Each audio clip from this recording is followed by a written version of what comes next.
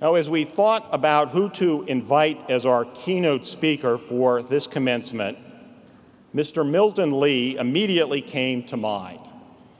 Little biography. Well, first of all, Milton Lee is the Chief Executive Officer of CPS Energy in San Antonio, which is the largest municipally owned utility in the nation.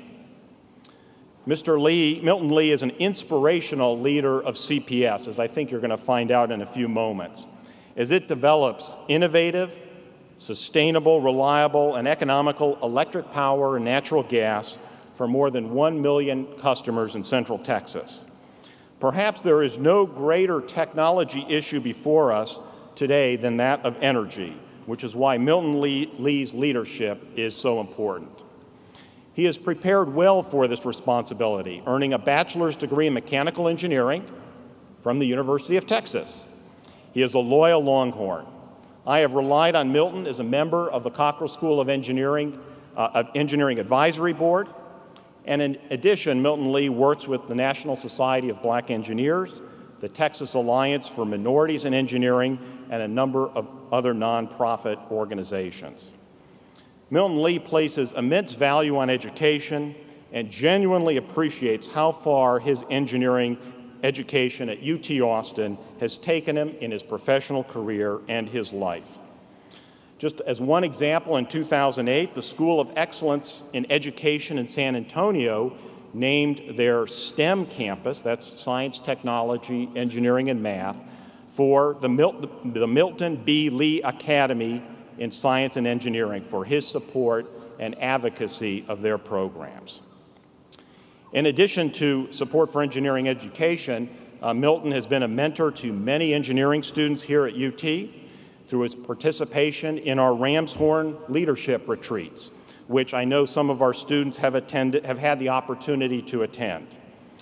Many of our graduating students have seen firsthand the drive and determination that have shaped Milton Lee's approach to life and leadership. And in addition to his professional career, his family life is very important. I'd like to mention that Milton's son, Quentin Lee, is serving his 3rd tour of duty in the U.S. Army Reserves in Afghanistan, serving his country.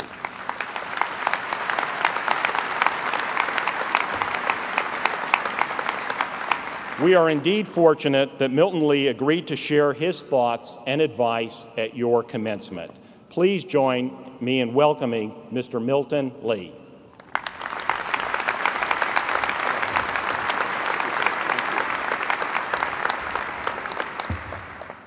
Dean Fenvis, thank you very much for that very kind introduction. I'm truly honored and delighted to serve and share a few moments with you at this important time in your lives. I know how ready you are to receive your hard-earned degrees, so I'll do my best to follow the 3 B's of commencement addresses. Be interesting, be brief, and be gone. 39 years ago, when I was sitting where you're sitting, I had no idea I would ever have the privilege of delivering a commencement address at my alma mater. Many things have changed on this campus since I was a student here. Enrollment has more than doubled. The campus has spread up and out. The cost is about 200% greater. But one thing has not changed. You still can't find a place to park. If you allow me, I'll share a story of my own graduation from this very school back in 1971. For those of you old enough to remember, think back to hairstyles in 1971 first, and think about a popular hairstyle for African Americans. And take into account that I had considerably more hair that I'm not necessarily covering up tonight that I do have today. Yep, you guessed it. I had a big old afro. What do you do with an afro and a graduation cap? I had no idea what was going and what I should do. But when I showed my cap to my mother, she told me not to worry. And she bobby pinned my graduation cap to my head. I was in business, at least until the national anthem was played. I didn't know what I was going to do. I doubted I could take the cap off at that time. I didn't think I could get it back on. So what did I do? I crouched down in the crowd among my classmates until the anthem was over. And I tell you, it seemed like an eternity before the national anthem was completed. I truly enjoyed my days as an engineering student at the University of Texas at Austin, and I left here knowing more than I did when I arrived. UT gave me a great foundation for building a successful career. And if your experience is anything like mine, you'll soon discover that your education is truly just beginning. I didn't grow up thinking that I would be a CEO someday.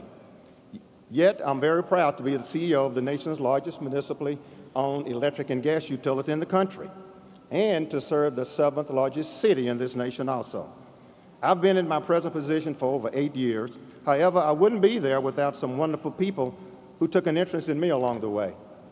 You probably don't know a lady by the name of Alberta Edmondson, but I'm guessing you know Ann Alberta Edmondson in your life. Mrs. Edmondson was my teacher from the 1st through the 5th grades. I grew up in a little community called Bluff Springs, about 10 miles from downtown Austin, and I rode the bus to another small community called Pilot Knob. Throughout my elementary school years, I kept hearing encouraging words from Mrs. Edmondson. "Young man," she said, "you're pretty good with numbers." Finally, I moved on to Keeling Junior High here in Austin. I had the good fortune to have a guidance counselor who urged me to continue pursuing math studies. Actually, I had a lot of fun competing with some of my buddies, taking their money, by the way, when it came time to solving algebra problems. Finally, at Austin High School, my good friend and classmate, Veldon Lemons, not only introduced me to the engineering field, but also suggested I should give serious consideration to getting a college education. When I broached the subject with my dad, he said, "Son, I'll work real hard to get you the money to go to college, but I don't think we can afford to send you some faraway university." So becoming a Longhorn was a very easy decision for me because UT was basically in my neighborhood. By the way, when it came time to select an engineering specialty, I chose mechanical engineering, mainly because my father made his living by being a hardworking mechanic. Now, why did I introduce you to folks like Alberta Edmondson, Veldon Lemons, and my dad? Because I know you've had your own team of supporters helping you along the way. Now it's your time to return the favor to some up-and-coming young person also. And here's another point to consider. When you capitalize on your UT education by landing a new job or a promotion, why don't you consider spending your entire first paycheck on the people who help you achieve success? Just think about it as a way to clearly communicate your gratitude to them. Even today, I have joined with me today to support me. Here's my mother's here today, Moselle Lee. My wife Sarah's here today, daughter Chanda, grandson Ali, and my first cousin Raymond Medeiros. And I would like for them to all stand. Please stand.